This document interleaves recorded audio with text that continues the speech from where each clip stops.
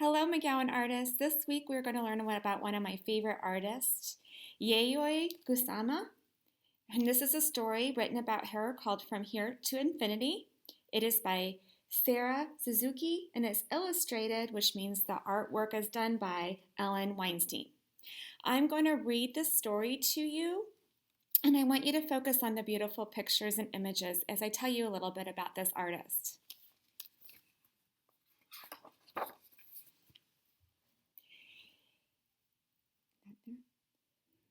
Kusama was born in the country of Japan on the island of Honshu in a town called Matsumoto City. An old palace made of wood and stone overlooked a moat where swans swam. The trees were lined with little shops, and snow-capped mountains rose in the distance, swallowing up the sun as it went down in the evening.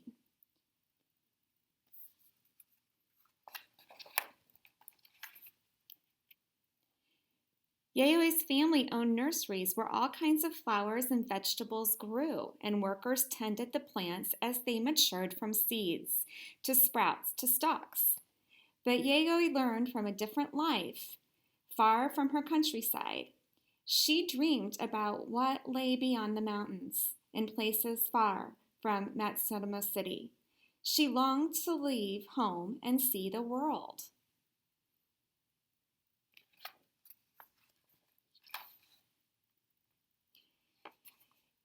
Yayoi's mother wanted her to stay home and learn old-fashioned manners, how to dress elegantly, walk demurely, eat politely, and find a proper husband.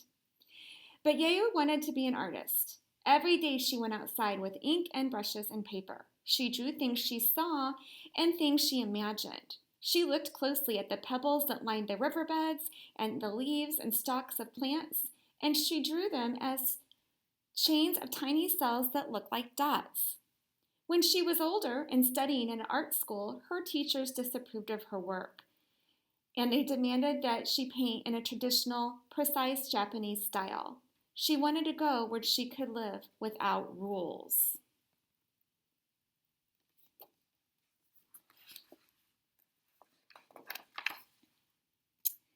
When she was 28 years old, she packed up her silk kimonos and thousands of drawings and stuffed dollar bills into the toes of her shoes.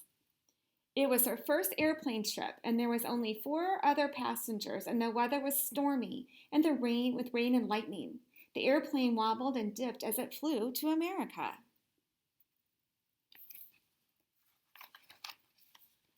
In New York, Yo-Yo went to the top of the Empire State Building, the tallest building in the city, full of tall buildings.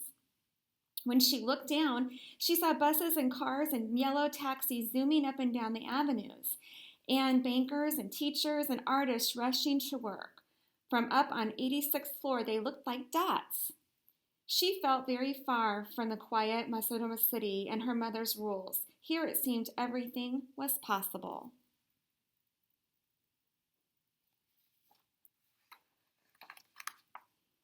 Yayoi set about turning her drawings into dots into paintings. The dollar bills that she had brought to America quickly ran out, and she spent what little money she had left on paints and canvases.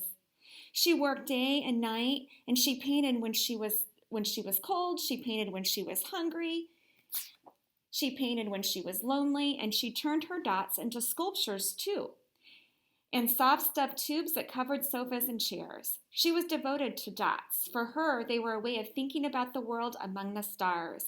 As one dot among millions of others, they were always a way of thinking about infinity.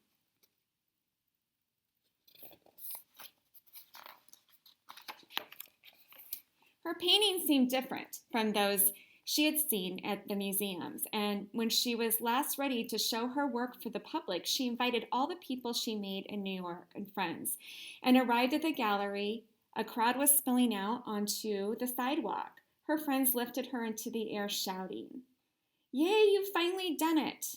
Word about our artwork spread quickly. Her friends told her friends. Newspapers wrote about her. The reporters clamored into an interview about her dots. She had begun to show them in other cities all over the United States and Europe.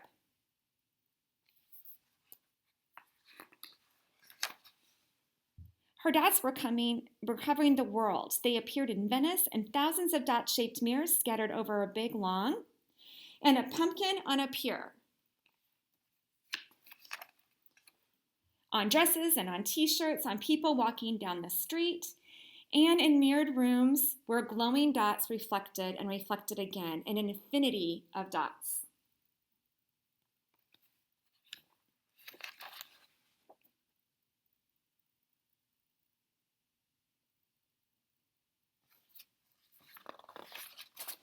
Having visited many cities all over the world, Yayoi returned to Japan. The country had changed since she left, with many different artists challenging the old traditional style, as she has been doing all along.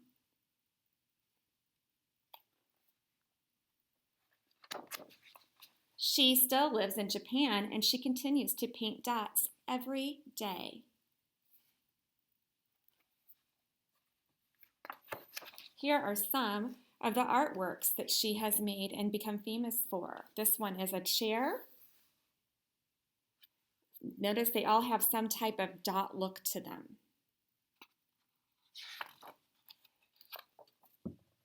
This is one of her rooms she designed, full of mirrors with lights and dots.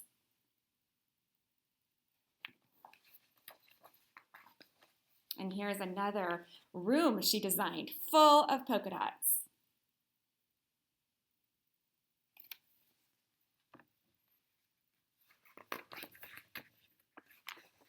And here is an image of her in real life with one of her artworks. She dressed like her dots. She is known for often wearing a red or pink wig, and her clothes have polka dots on them as well. Okay, we're going to use her polka dots as inspiration for our art this week.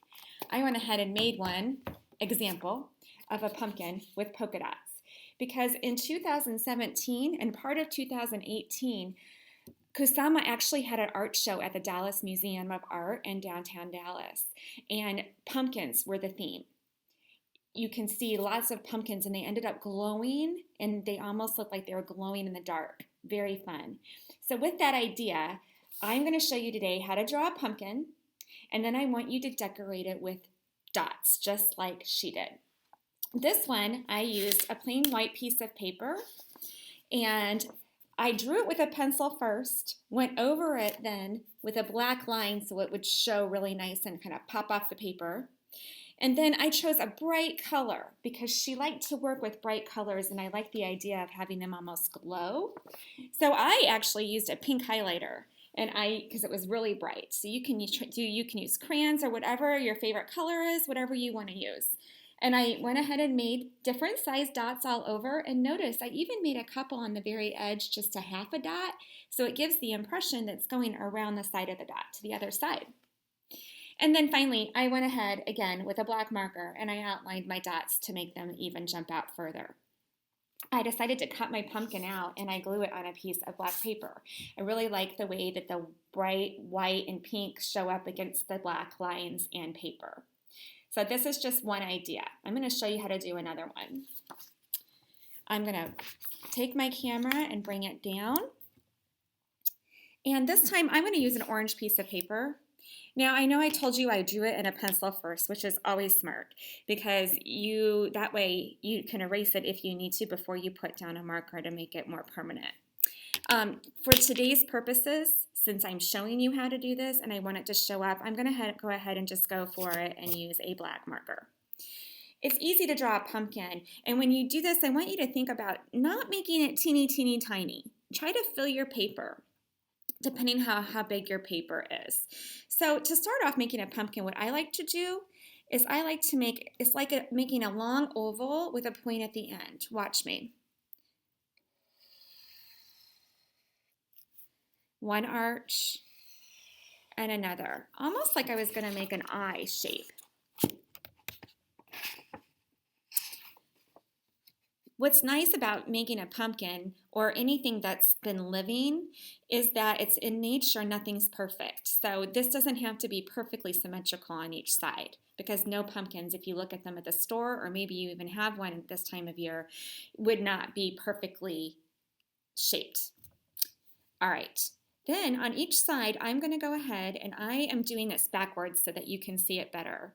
So whatever works for you. I'm going to go ahead and I'm going to make another arc and connect it at the bottom on one side, and then I'm going to do it again. And a real pumpkin typically has an indent in the top and the bottom, so that's fine if they do. And then I have more room, so I'm going to do it again.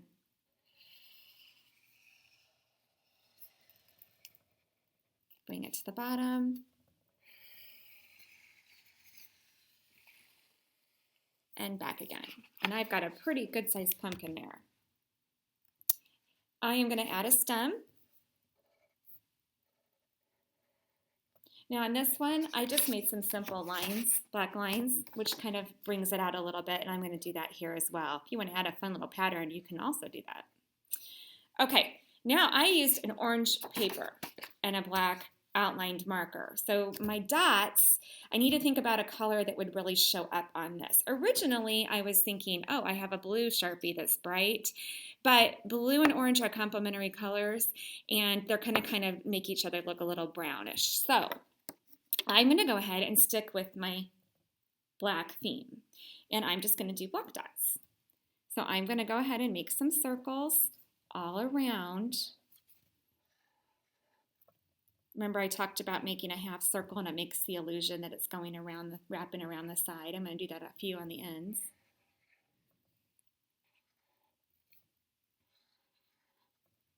Just taking my time, and I'm putting them very randomly.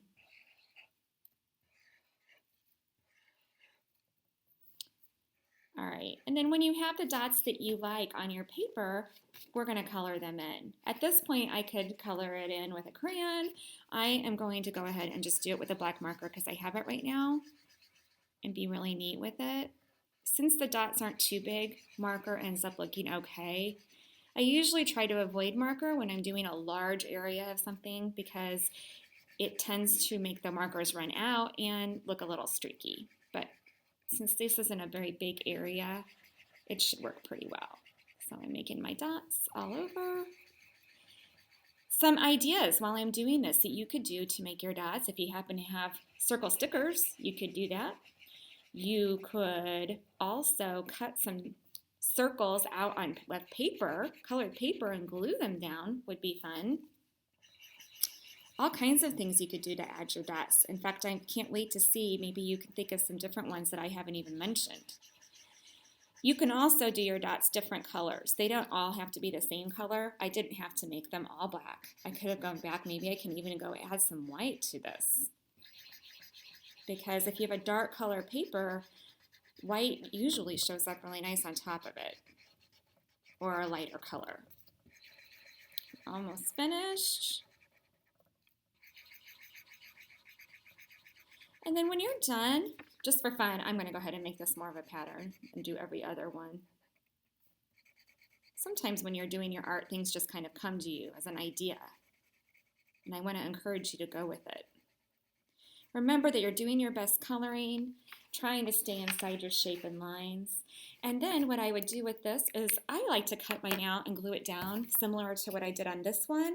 Or maybe I want to make a pattern in the background, or this would be a good spot to do dots of a different color in the back. That's another fun idea. All right, so for this week, I want you to create a pumpkin shape. Feel free to go back and review my video, and you can watch how I started it out, or maybe you have a different way. You could always just do a giant circle with a stem on top. And then I want you to fill it with dots. I can't wait to see what you make this week. Have fun.